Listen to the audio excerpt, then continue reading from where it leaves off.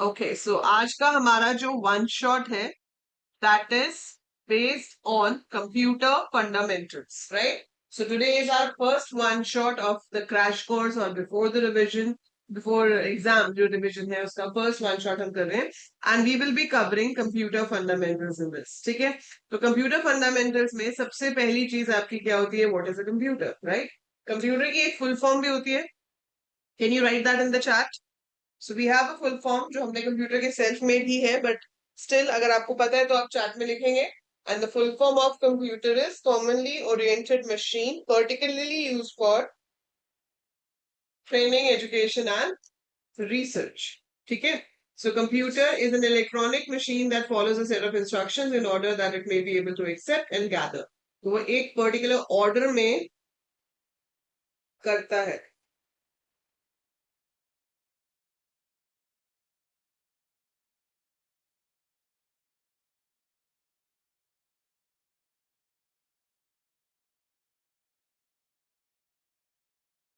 Right. ठीक है. So computer fundamentals में हम देखेंगे इसकी हिस्ट्री क्या है, टाइप्स ऑफ कंप्यूटर्स क्या है, इनपुट आउटपुट क्या होता है, हार्डवेयर सॉफ्टवेयर क्या होता है. सो व्हेन यू से कंप्यूटर फंडामेंटल्स तो ये सारी चीजें आपको अच्छे से क्लियर होनी चाहिए. इसके ऊपर जो भी हमारे पास एमसीक्यूज बनते हैं वो सारे हमें पता होने चाहिए. ठीक है. सो कंप्यूटर की बेसिक वर्किंग क्या होती है कि सबसे पहले हम इनपुट रिसीव करते हैं. वो इनपुट आपका प्रोसेस होता है. प्रोसेस होने के बाद वो हमें स्क्रीन पे एज आउटपुट दिखाई देता है या पेपर पे एज प्रिंट आउट आप उसको आउटपुट में ले सकते हो. And it is also saved in some of the storage device. ठीक है.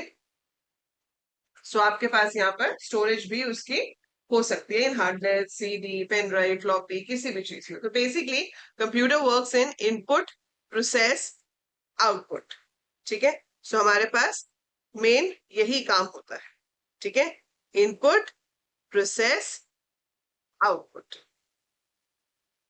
अंडरस्टूड. इसे हम वॉन न्यूमैन आर्किटेक्चर भी कहते हैं. सो वॉन न्यूमैन आर्किटेक्चर का मतलब ही क्या है कि आपके पास एक मशीन है. ठीक है. और उसमें हम इनपुट देंगे. जो इनपुट होता है वो generally raw form of data होता है.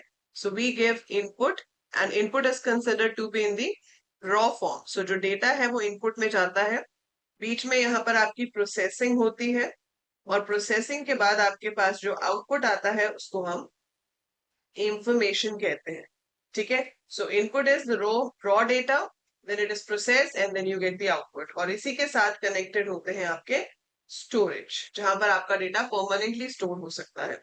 ये जो बीच वाला पार्ट है जो प्रोसेसिंग के लिए रिस्पॉन्सिबल है उसको हम सीपीयू कहते हैं. सीपीयू की फुल फॉर्म क्या होती है?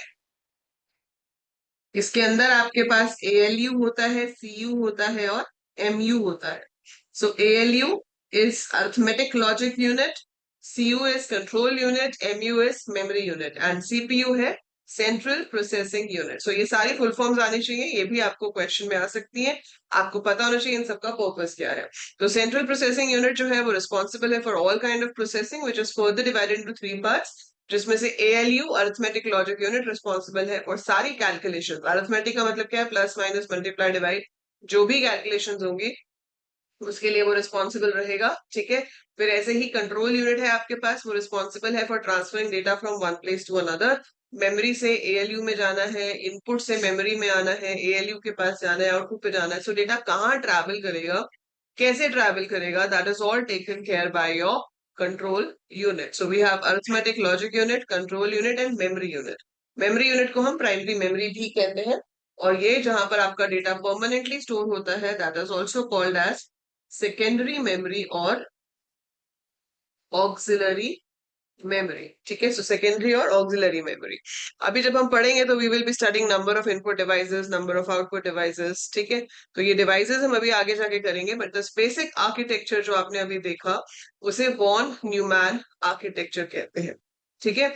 Then you have functions of a computer system. वही इनपुट करता है, प्रोसेस करता है, स्टोर या आउटपुट कर देता है. Now it is important history of computer. इसके ऊपर आपको एक नहीं तो दो क्वेश्चंस हर हाल में आते ही आते हैं. So we definitely get a question based on this. इसका पीडीएफ मैं व्हाट्सएप पे भेज दूंगी बेटा.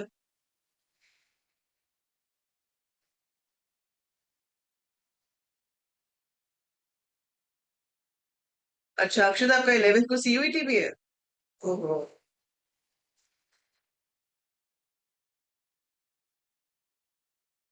थोड़ा देर से आता तो ज्यादा बेटर रहता आप लोगों के लिए। इसका पीडीएफ निकाल, विल शेयर। ठीक है। सो continuing with this history of computer, अभी हमने देखा कि सिर्फ कंप्यूटर होता क्या है। सो हिस्ट्री ऑफ कंप्यूटर में सबसे पहला जो डिवाइस हमारे पास बन के आया था वो था abacus, which was used for calculations. जो ये हिस्ट्री है ये इसलिए भी इंपॉर्टेंट है क्योंकि ये कंप्यूटर साइंस सेक्शन में भी पूछ सकते हैं। ठीक है। एज वेल एज आपका ये उसमें भी पूछ सकते हैं, जीके में। ठीक है। सो कंप्यूटर अवेयरनेस में भी आ सकता है, जीके में भी आ सकता है। Fine, so it can come anywhere. अब अबाकस बना था, कब बना था? 1500, बिफोर द 1500 है। So it was invented around 500 BC, और चाइना में सबसे पहले ये डेवलप हुआ था, उसके बाद और बाकी कंट्रीज में भी यूज होने लग गया। देन 1642 में, ठीक है, there was a French mathematician जिनका नाम था Blaise pascal.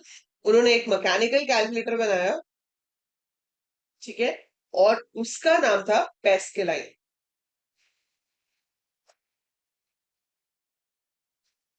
Right. So name of that was Pascaline. तो ये आपसे पूछ सकते हैं कि पेस्केलाइन किसने बनाया था, है ना?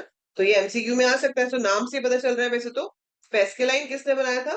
ब्लेसी पास्कल ने।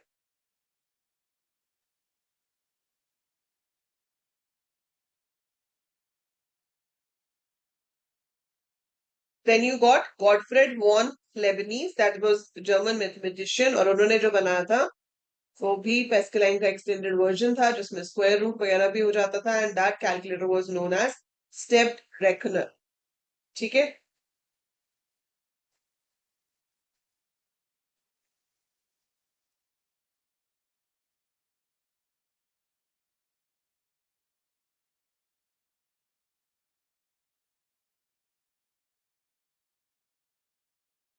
क्या ये ड्राइंग्स दी हुई है पर उसका आपको कुछ नहीं करना है सच।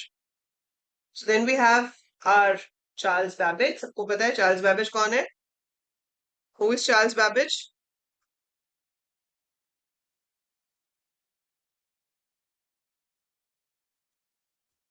Charles Babbage is father of computers, है ना? किसी ने नहीं लिखा आंसर, भाई जल्दी लिखा करो, इतना टाइम थोड़ी लगता है आंसर लिखने में। So Charles Babbage is known as father of computers, और मॉडर्न कंप्यूटिंग के जो फादर है वो है एलन ट्यूरिंग। तो आप क्वेश्चन को ध्यान से पढ़ेंगे, अगर मॉडर्न कंप्यूटिंग में फादर पूछा होगा तो एलन ट्यूरिंग है, और अगर नॉर्मल फादर ऑफ कंप्यूटिंग पूछा है तो चार्ल्स बैबेज है। ही मेड डिफरेंस इंजन इन 1822। ठीक है। और उसके बाद उसमें और एडवांसमेंट्स होती गई, फिर एनालिटिकल इंजन बना। ठीक है। फिर आती है आपके पास जनरेशन ऑफ कंप्यूटर्स। इसमें आपको डेट्स भी याद रखनी है, डेट्स के साथ साथ आपको याद रखना है कि उसमें टेक्नोलॉजी कौन सी यूज होती थी। तो ज्यादा इंपॉर्टेंट चीज है ये याद रखना कि टेक्नोलॉजी कौन सी यूज होती थी। सो ये जनरेशन ऑफ कंप्यूटर्स है, इतना आइडिया आप लगा सकते हो कि जब हमारा देश आजाद हुआ था लाइक 1947, तो उसके अराउंड आपकी जनरेशन शुरू हो रही है। ठीक है। So first generation of computers जो है that is from 1946 to 59। Second generation हो गया 1957 टू 64। तो ऑन एवरेज आप इनके बीच में लगा लो 6-7 साल का जो भी गैप है वो लेके चलते जाओ। थर्ड जनरेशन हो गया। फोर्थ जनरेशन याद रख लो 1970 से 90 हो गया, और 1990 के बाद से अभी तक फिफ्थ जनरेशन कंप्यूटर्स ही चल रहे हैं, क्योंकि फिफ्थ जनरेशन कंप्यूटर्स होते हैं एआई बेस्ड। तो उस पर डेवलपमेंट चली रही है, अभी चलती रहेगी, गॉड नोस टिल ना व्हेन। तो आजकल जो हम यूज कर रहे हैं, हम बहुत ज्यादा एआई पे डिपेंडेंट हो गए। आप लोग को चैट जीपीटी यूज करते हो, है ना? फोन में कुछ सर्च करना है, जैसे आपने कोई प्रोडक्ट देखा and you want a similar product, मैं उसकी फोटो खींच के अमेजोन या मंत्रा पे डाल देती हूँ तो वो सिमिलर प्रोडक्ट ढूंढ के दे देता है।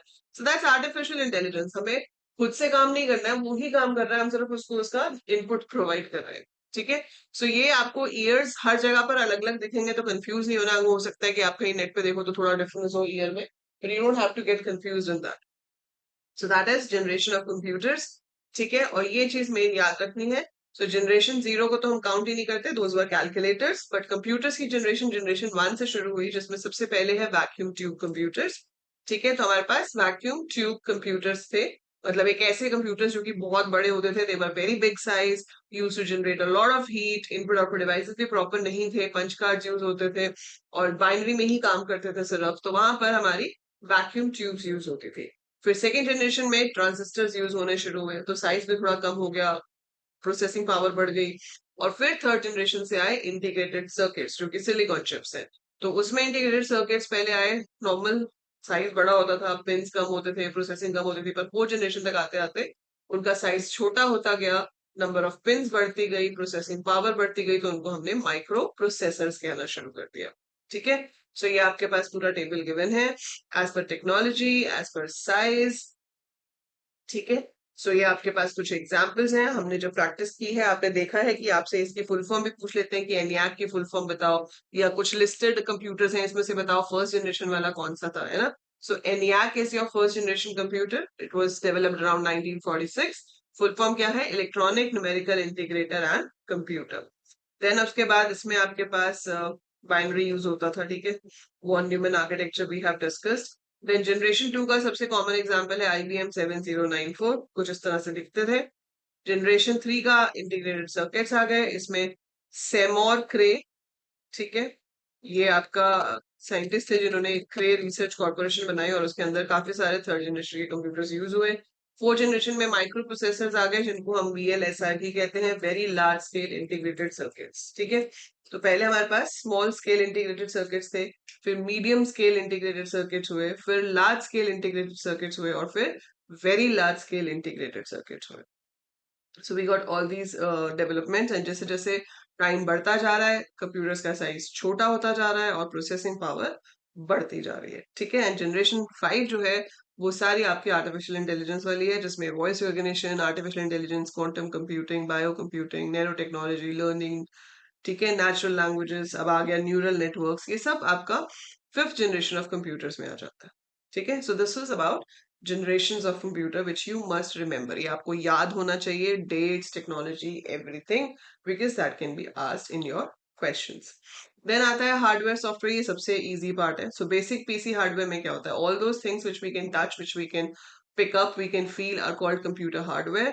जैसे आप ये इस फोटो में देख रहे हो तो ये सब कुछ हार्डवेयर है ना। सॉफ्टवेयर क्या होता है? जो उसके अंदर प्रोसेसेस होते हैं, जो प्रोग्राम्स होते हैं, जो कुछ कैलकुलेशन करके, जो प्रोसेसिंग करके आपको रिजल्ट देते हैं, वो सॉफ्टवेयर होते हैं, but we can not touch them, we cannot feel them। ठीक है, so those are called software।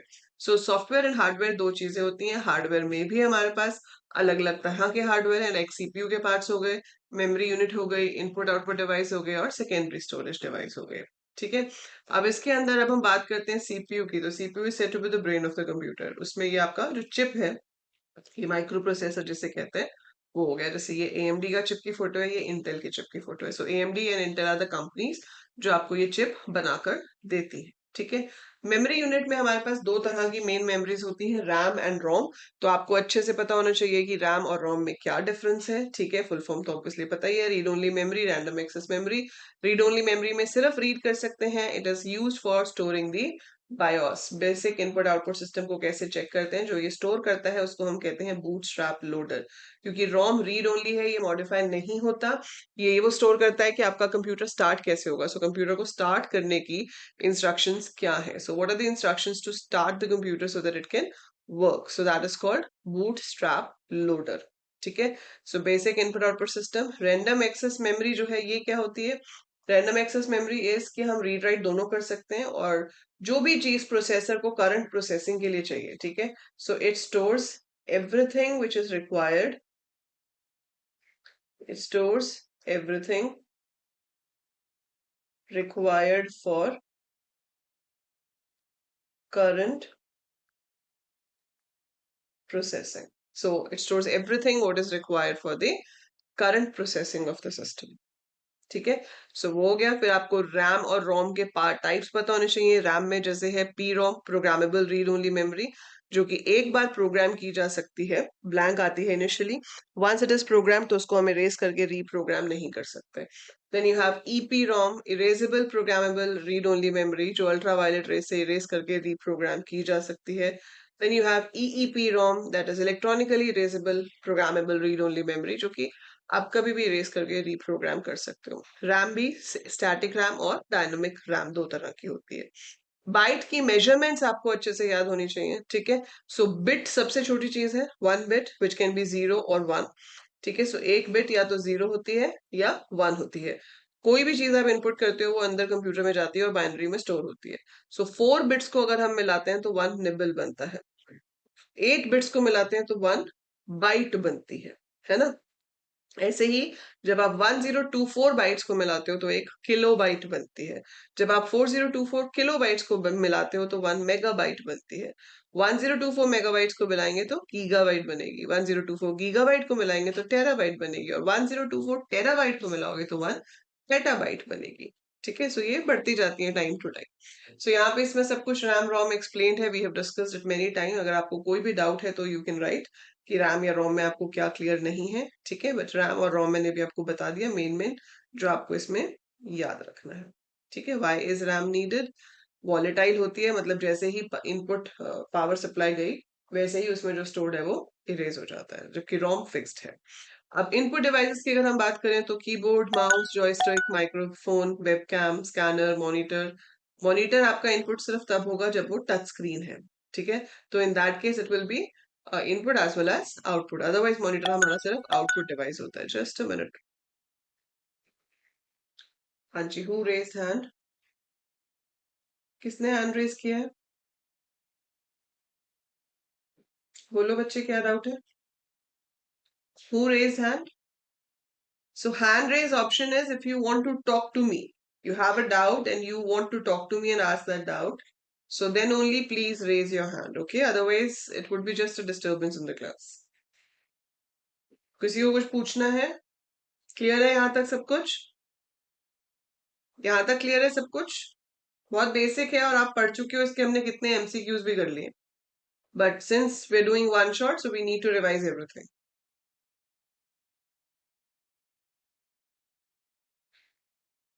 चलो गुड। सो माउस दो तरह के होते हैं, मैकेनिकल एंड ऑप्टिकल। मैकेनिकल पहले यूज होते थे जिसमें यहाँ नीचे बॉल होती थी और जैसे जैसे ये बॉल सरफेस पे मूव होती थी आपका माउस पॉइंटर स्क्रीन पे मूव होता था, इसलिए हम माउस पैड वगैरह भी यूज करते थे पहले। बट अब ऐसा नहीं होता, अभी आपके पास ऑप्टिकल माउस होते हैं। सो नीचे लाइट सेंसर्स होते हैं और उसी के हिसाब से मूव कर लेते हैं। और लैपटॉप हम जब यूज करते हैं तो जैसे I am not in a habit of using mouse, ठीक है, मैं नहीं करती हूँ, बट कई लोग लैपटॉप के साथ माउस लगा के यूज करते हैं। अब I use only the touch pad. So depend on person habit कि आप किस तरह से यूज करते हो। बट यस, माउस जो है वो सारे मोस्टली ऑप्टिकल ही आते हैं। ठीक है, सो ऐसे ही माउस की तरह और जो पॉइंटिंग डिवाइसेस होते हैं वो होते हैं track ball, track point, touch pad, touch screen, जिसकी हेल्प से आप पॉइंट कर सकते हो। जैसे मेरे पास ये पेन टैब है, अभी मैं यहाँ पर कहीं पे भी पॉइंट कर रही हूँ तो I am moving it with the help of pen tab. ठीक है, then you have joystick. Joystick हो गया input device for computer games. ठीक है, आपके रिमोट कंट्रोल्स के ऊपर भी जॉयस्टिक्स होती हैं। आप गेम्स खेलने जाते हो गेमिंग स्टेशंस पे, वहां पे भी आपने देखा होगा जॉयस्टिक होती है which is used to move your gaming objects up and down और इन फ्रंट और back, anything like that. Light pens होते हैं, स्टाइलस हो गया जैसे मेरे पास है जिसकी हेल्प से मैं लिखती हूँ। फोन के साथ स्टाइलस आते हैं। ठीक है, बाकी तो कीबोर्ड, माउस वो सब आपके हो ही गए। माइक्रोफोन, डिजिटल कैमरा, वो सब हमारे इनपुट डिवाइसेस हैं। स्कैनिंग के लिए यूज होता है स्कैनर। ठीक है, so we have various type of scanners. एक तो होता है कि जो भी पेपर पे है उसको आप डिजिटल बना दो, दैट इज ऑप्टिकल स्कैनर। फिर आपके स्कैनर्स होते हैं जो कार्ड रीड करते हैं, बार कोड रीड करते हैं। ठीक है, इसमें आपको MCI जो इनके डिवाइसेस होते हैं जैसे बार कोड रीडर हो गया, ठीक है, तो उन सब के फुल फॉर्म भी आनी चाहिए। जैसे MICR है, so magnetic ink character reader. तो जो भी उनकी फुल फॉर्म्स हैं ये आपको याद रखनी है क्योंकि फुल फॉर्म भी पूछ ली जाती है। ठीक है, इमेज कैप्चरिंग में digital camera, digital video camera हो गया। आउटपुट डिवाइस में आपके पास स्क्रीन तो है ही। ठीक है, देन ऑडियो स्पीकर्स हो गए, प्रिंटर्स हो गए, प्लॉटर्स हो गए। अब प्रिंटर्स में भी आपके पास दो कैटेगरीज हैं, मॉनिटर्स में भी आपके पास डिफरेंट कैटेगरीज हैं। जैसे मॉनिटर में एक तो होते हैं VDU, विजुअल डिस्प्ले यूनिट्स, जो कि बहुत पहले यूज होती थी, आजकल तो यूज भी नहीं होती। सो जो पुराने वाले हमारे मॉनिटर होते थे वो विजुअल डिस्प्ले यूनिट कहलाते हैं, जो कि काम किस पे करते थे? बेस्ड CRT पे, कैथोड रे ट्यूब पे बेस्ड होते थे। ठीक है, बट अब वो यूज ही नहीं होते, अब सारे फ्लैट पैनल्स यूज होते हैं। और फ्लैट पैनल्स में मेजरली जो यूज होता है वो LED यूज होता है। पहले LCD और प्लाज्मा भी होते थे। फुल फॉर्म पता होनी चाहिए। LCD is liquid crystal display. LCD is liquid crystal display. LED is light emitting diodes. ठीक है, तो ये सारी फुल फॉर्म्स आपको याद होनी चाहिए। So light emitting diodes. ठीक है, अब आपके पास प्रिंटर आता है। प्रिंटर भी दो तरह के होते हैं, we have impact printers and we have non-impact printers. So impact printers is where printing head has a contact with the paper. सो जब हम प्रिंट कर रहे होते हैं और प्रिंटिंग हेड का पेपर के साथ टच होता है तो वो इम्पैक्ट प्रिंटर होता है, और जब नहीं होता तो वो नॉन इम्पैक्ट प्रिंटर होता है। Can you give me names of impact printers and non impact printers? दो नाम लिखो चैट में, दो नाम इम्पैक्ट प्रिंटर्स के लिखो, दो नाम नॉन इम्पैक्ट प्रिंटर्स के लिखो। So write down the name of impact and non-impact printers in the chat. Hurry up. So वही जो मैंने अभी आपको बताया, this is cathode ray tube, LCD is liquid crystal displays, ये आपके printers आ गए, ठीक है।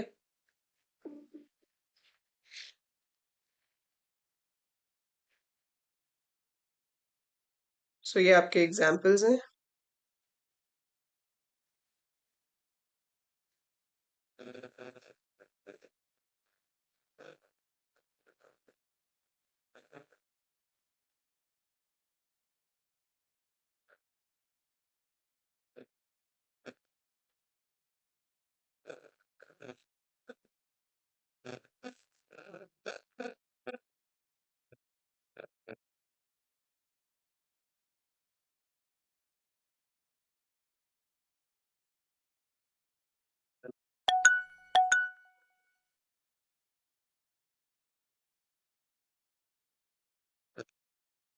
Very good.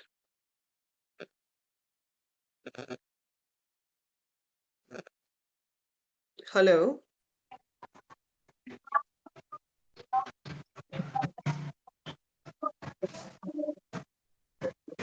Hello.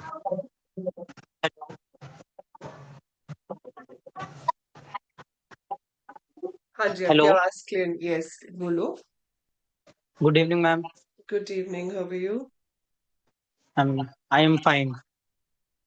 हाँ जी, बोलो। मैम ट्यूरिंग को स्पेल कर दीजिए। किसको? Alan Turing, Alan, father of A-L-E-N, A-L-E-N, Alan, T-U-R-I-N-G, Turing. Thank you ma'am. Okay.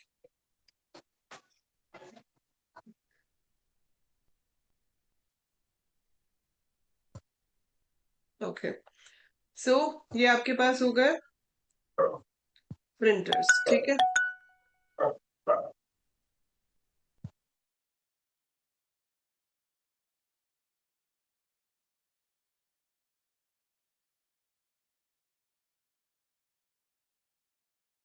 Now after this we have secondary storage devices. तो इसमें आपके पास जो भी आप एक्स्ट्रा डिवाइसेस यूज करते हो, जैसे आपके पास फ्लॉपी डिस्क हो गया, ठीक है, हार्ड डिस्क, सीडी रोम, कुछ भी। अब हमारे पास क्या है कि इसके अंदर फ्लॉपी डिस्क तो अब होती नहीं है, पर आपको पता होना चाहिए कि ये भी एक तरह का स्टोरेज डिवाइस पहले हुआ करता था। It use to look like this. इसका साइज होता था 3.5 एंड 1.44 MB जो है वो हम स्टोर कर सकते थे, विच इज टू लेस आज की डेट के हिसाब से, है ना। सो बहुत छोटी सी चीज है और बहुत ही छोटी सी स्टोरेज कैपेसिटी है उसकी जो हम यूज करते थे, बट आज की डेट में तो होती ही नहीं है ये। सो आपके पास अब ये नहीं होती हैं। सीडीज भी आजकल कोई यूज नहीं करता, बहुत रेयर यूज होती है, गेमिंग के लिए यूज होती हैं, बट हम नॉर्मल डेटा स्टोर करने के लिए यूज नहीं करते। फिर आपकी पेन ड्राइव है, और आजकल तो हम पेन ड्राइव भी नहीं यूज करते, अब हम सीधा क्लाउड पे डाल देते हैं, है ना। क्लाउड क्या हो गया कि आपने अपनी गूगल ड्राइव पे डाल दिया, आई क्लाउड पे डाल दिया, फिर उसका लिंक शेयर कर दिया। So generally we do that. लेकिन आपको ये सब याद रखना है, इसकी full forms, blu ray disc की, digital versatile disc, compact disc, ये सब क्या होता है, क्योंकि ये आपको क्वेश्चंस में पूछा जा सकता है। तो सीडी रोम है सीडी रीड ओनली मेमोरी, सिर्फ रीड कर सकते हैं। सीडी राइटर में रीड राइट दोनों कर सकते हैं। डीवीडी में डीवीडी और सीडी दोनों रीड राइट हो सकती है, सेम वे डीवीडी राइटर, ठीक है। सो ये सारे स्टोरेज डिवाइसेस आपको पता होने चाहिए। Memory card, I don't know आप लोगों की जनरेशन ने देखे हैं या नहीं देखे, पर शायद देखे होंगे। So we have memory cards, phone में भी लगते थे। आजकल तो फोन में एक्सटेंडेड कार्ड नहीं लगा सकते मोस्टली फ्लैगशिप फोन्स में, बट पहले हमारे पास ऑप्शन होती थी कि हम अपने फोन में बड़ा मेमोरी कार्ड डाल सकते हैं to increase the memory of the phone, है ना।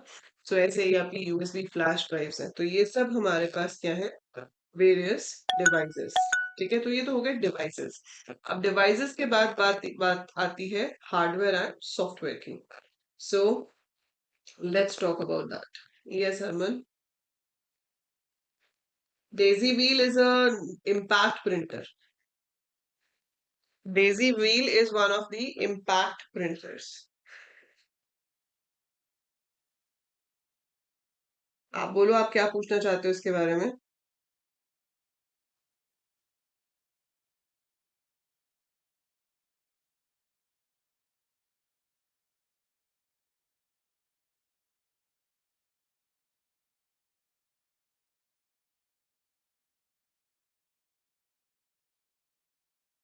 Impact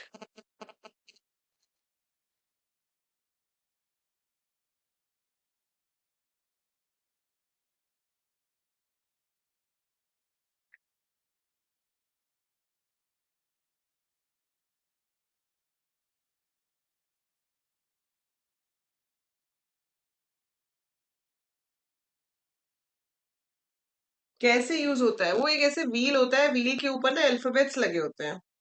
it's like this. Like ऐसे व्हील होता है. इसमें ना ऐसे हेड्स होते हैं जिसपे सारे कैरेक्टर्स जो जो प्रिंट होते हैं ना, सबके हैमर हेड्स बने होते हैं. फिर जिस जगह पर जाकर उसने प्रिंट करना होता है, this wheel keeps on moving और वो हेड जाके पेपर पे हिट करता है.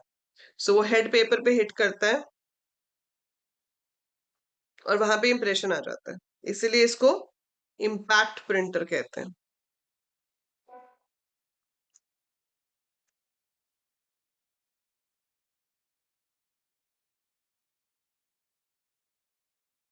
ठीक है.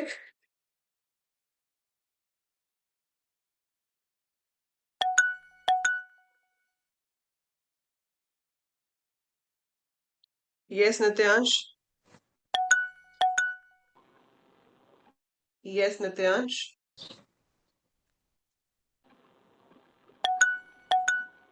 कनेक्ट नहीं हो रहा बेटा आपका. यस नित्यांश.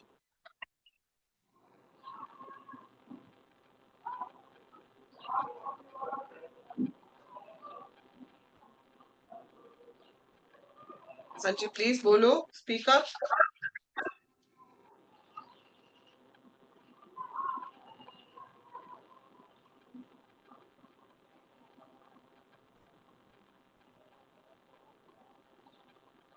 ओके, चलो हम कंटिन्यू करते हैं फिर. हम बात कर रहे थे हार्डवेयर सॉफ्टवेयर के. बेटा या तो डिस्कनेक्ट कर दो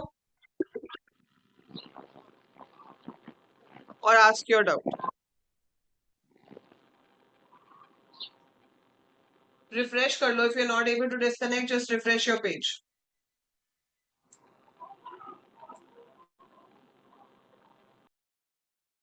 ओके नाउ.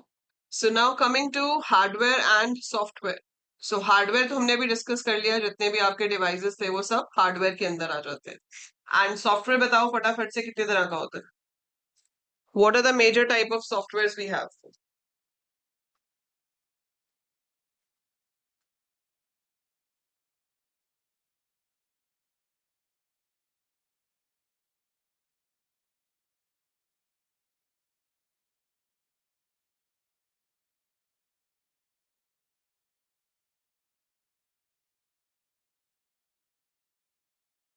हाँ, तो मेजरली दो होते हैं, पर हम तीन कह सकते हैं. तो आपके पास एक हो गए system software,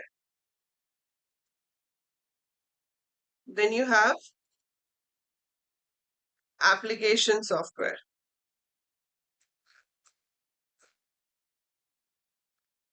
and then is language processors. Utility is a part of system software only, Harman. तो सिस्टम के अंदर आपके पास operating system and utility software दोनों आ जाता है. एप्लीकेशन सॉफ्टवेयर के अंदर आपके पास क्या आ जाता है? What comes in application software? General purpose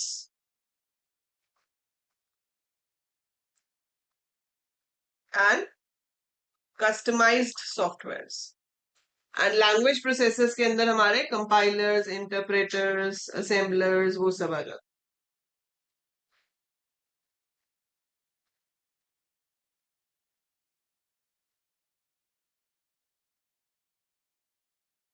ठीक है. So now name a few operating systems. कुछ ऑपरेटिंग सिस्टम्स के नाम बताओ.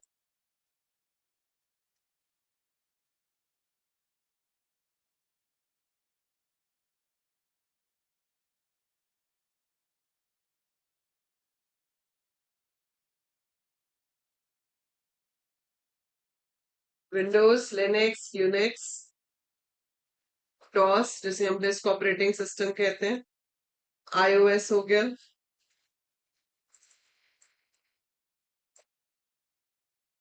ठीक है. सो वो आपका ऑपरेटिंग सिस्टम हो गया. यूटिलिटी सॉफ्टवेयर्स में क्या आ जाते हैं? Device drivers, antivirus softwares. ठीक है. जो भी आपके सिस्टम को प्रॉपरली फंक्शन करने में हेल्प करते हैं, those are called device, those are called utility software basically.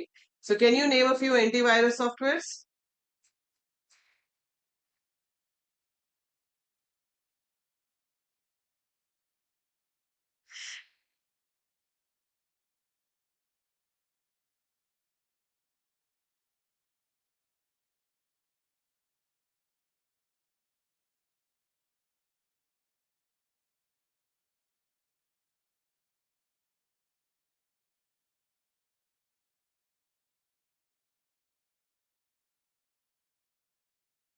Very good. ठीक है. जनरल पर्पस एप्लीकेशन सॉफ्टवेयर के नाम बताओ.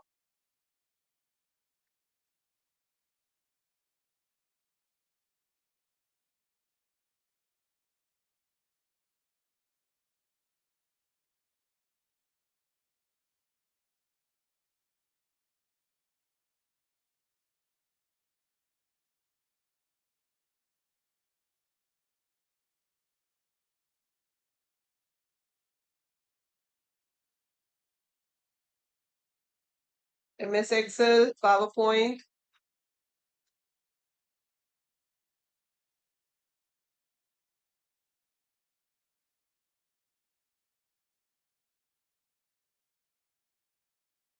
Open Office,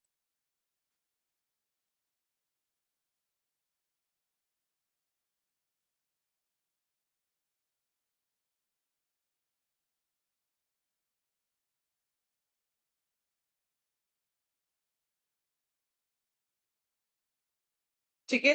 सो जनरल पर्पस मतलब जो कोई भी यूज कर सकता है. Anybody can use power point as per their need. ठीक है. सो कोई भी किसी भी तरीके से अपनी चीज को यूज कर सकता है. और कस्टमाइज होते हैं जो किसी एक पर्टिकुलर कंपनी के लिए स्पेशलाइज सॉफ्टवेयर बनाया जाता है एज पर देयर नीड्स. तो उनकी नीड्स को केटर करने के लिए जब हम एक पर्टिकुलर सॉफ्टवेयर बनाते हैं तो दैट इज कस्टमाइज्ड सॉफ्टवेयर. ठीक है. लैंग्वेज प्रोसेसर्स में आपके पास आ जाता है क्योंकि हमारे पास जो प्रोग्रामिंग लैंग्वेजेस हैं उनको हम डिवाइड करते हैं इन 3 categories. ठीक है. लो लेवल लैंग्वेजेस,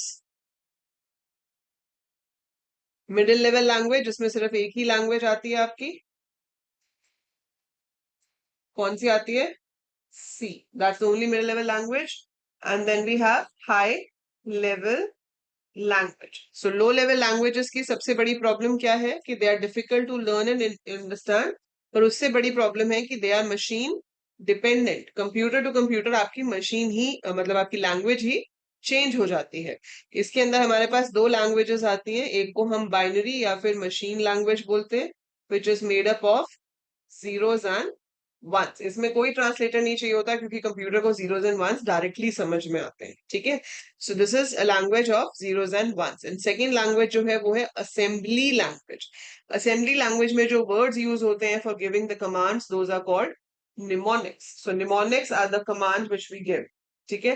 सो जिसकी हेल्प से हम कंप्यूटर को कमांड्स देते हैं और वो उसके अकॉर्डिंगली काम करता है और आपको रिजल्ट देता है. जैसे कि मैंने लिखा ऐड 3 5. सो ऐड 3 5 में ऐड भी निमोनिक है, 3 भी निमोनिक है, 5 भी निमोनिक है. अगर ये बाइनरी लैंग्वेज होती तो मे बी आपका कोड कुछ इस तरह से होता. ठीक है. जैसे ये 1010 is for add, 011 is 3, 101 is 5, like that. ठीक है. सो असेंबली लैंग्वेज क्या कंप्यूटर को डायरेक्टली समझ में आती है? जी नहीं, नहीं समझ में आती. और उसके लिए हमें चाहिए होता है ट्रांसलेटर जिसे हम कहते हैं असेंबलर. ठीक है. So assembler is the translator which converts your binary language to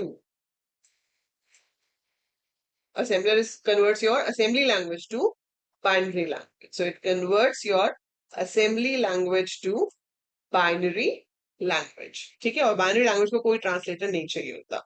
अब चाहे मिडिल लेवल लैंग्वेज हो या हाई लेवल लैंग्वेजेस हो, इनकी सबसे बड़ी एडवांटेज है कि एक तो ये बहुत इजीली आप समझ सकते हो because they are English like words, and दूसरी मेजर एडवांटेज है कि ये मशीन इंडिपेंडेंट है.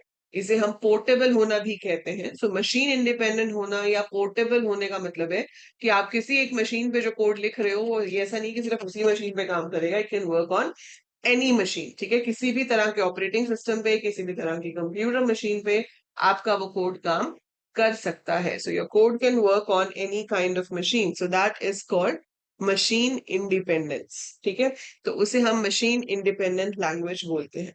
अब सिंस मशीन इंडिपेंडेंट, ठीक है, आप इजीली समझ भी पा रहे हो, लिख भी पा रहे हो, बट कंप्यूटर उसको डायरेक्टली नहीं समझ पा रहा है.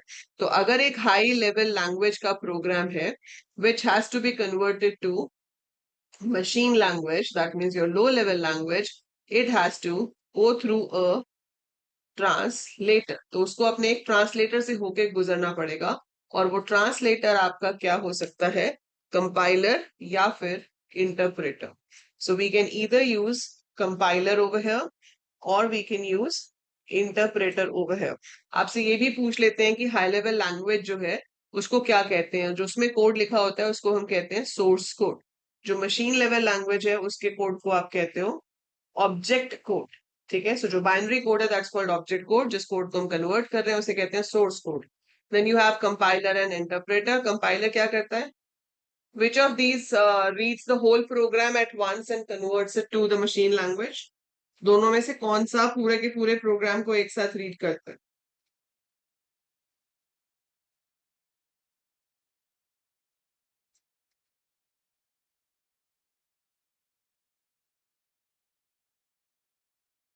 Compile. So compiler reads the whole program at once and converts it to machine language. ठीक है, so compiler reads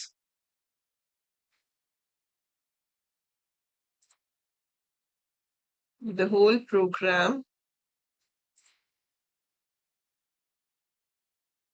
at once and converts it into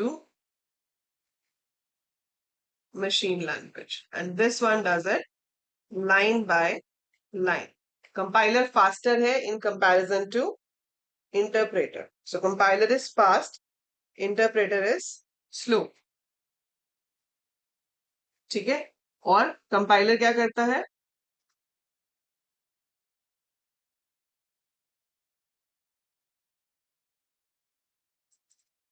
compiler को स्पेस भी ज्यादा चाहिए होती है. It needs more space, whereas your interpreter needs lesser space.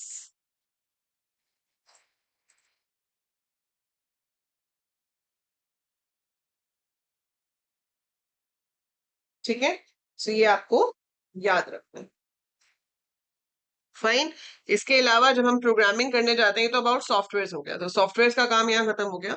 पर जब आप प्रोग्रामिंग करने जाते हो, अभी हम जब प्रोग्रामिंग लैंग्वेजेस पढ़ेंगे वो मैंने आपको शेड्यूल में लेटर बताया था, तब हम रिवाइज करेंगे कि एल्गोरिथम क्या होता है, फ्लो चार्ट क्या होता है, सूडो कोड क्या होता है, प्रोसीजरल लैंग्वेजेस क्या होती है. That time we will be discussing algorithm, flow charts and all.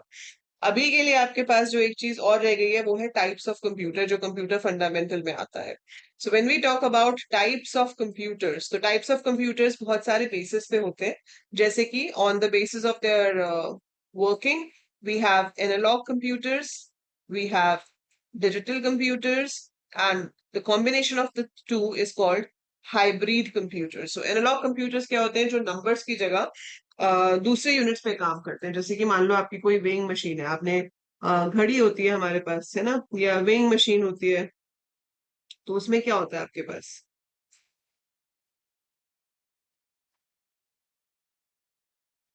एक होती है जिसपे घड़ी पे वो सुइयां होती हैं, है ना, जो सुइयों वाली होती है, उससे हमें खुद ही देखना पड़ता है कि हमारे पास कि क्या रिजल्ट आ रहा है, मतलब क्या उसका रिजल्ट बन रहा है ना, कि छोटी सुई 5 पे है, बड़ी सुई 10 पे है, तो अपने आप टाइम का अंदाजा लगा लो. वो एनालॉग है. डिजिटल में आपको सीधे सीधे टाइम लिखा हुआ आता है. ठीक है, so analog is which is something in measurements, जो हमें खुद देखना पड़ता है. डिजिटल में जहाँ पे नंबर्स की फॉर्म में आता है. सो डिजिटल का मतलब ये है कि digits. So when it comes in the form of digits हम 1 2 3 4 5 6 के थ्रू उस चीज को रिप्रेजेंट कर सकते हैं। और आजकल जो यूज होते हैं वो मोस्टली सारे हाइब्रिड होते हैं, जिसमें आपके पास सब कुछ मिक्स होता है ना। तो दैट इज हाइब्रिड। सो ये आपको पता होना चाहिए कि एक कैटेगरी ये होती है। फिर दूसरी कैटेगरी जो होती है टाइप्स ऑफ कंप्यूटर्स की, वो होती है कि उनकी पावर के ऊपर, जिसमें हमारे पास आ जाते हैं super computers, main frame computers, ठीक है। फिर आपके पास हो गए माइक्रो कंप्यूटर्स, मैक्रो कंप्यूटर्स।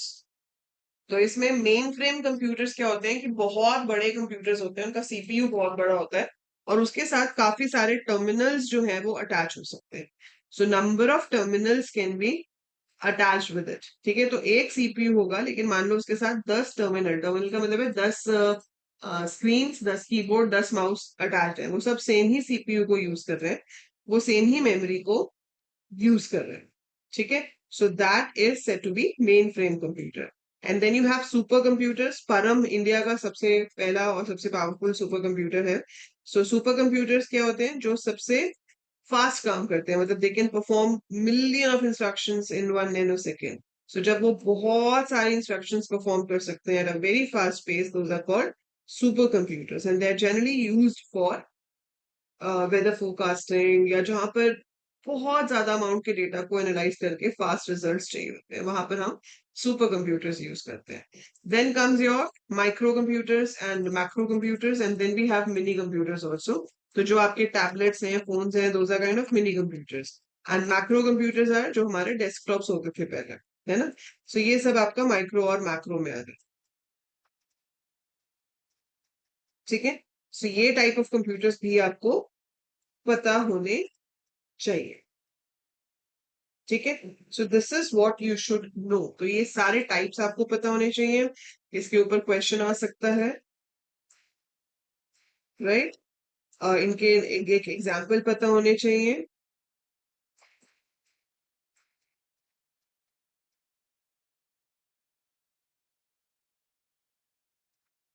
यहाँ तक कोई डाउट है किसी को?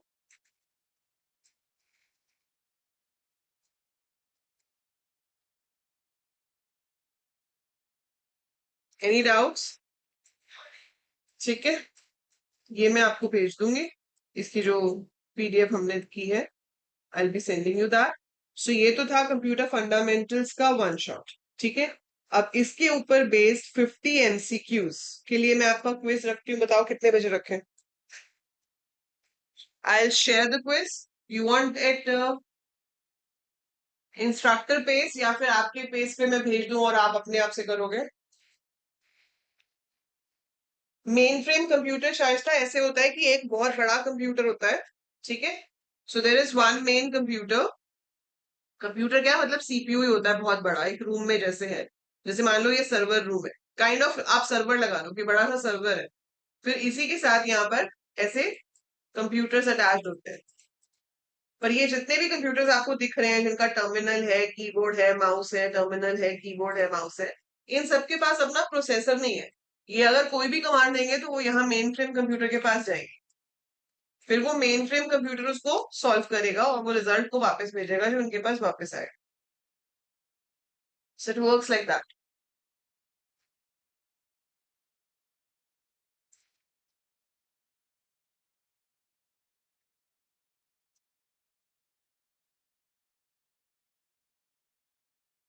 समझ आया? ठीक है। So this is about computer fundamentals. इसमें से काफी क्वेश्चन बन जाते हैं, तो जितना हमने पढ़ा है इसमें से आप 5 क्वेश्चंस के अराउंड एक्सपेक्ट कर सकते हो कि आपके पेपर में आए। सो ये बहुत बेसिक है पर बहुत इंपॉर्टेंट है।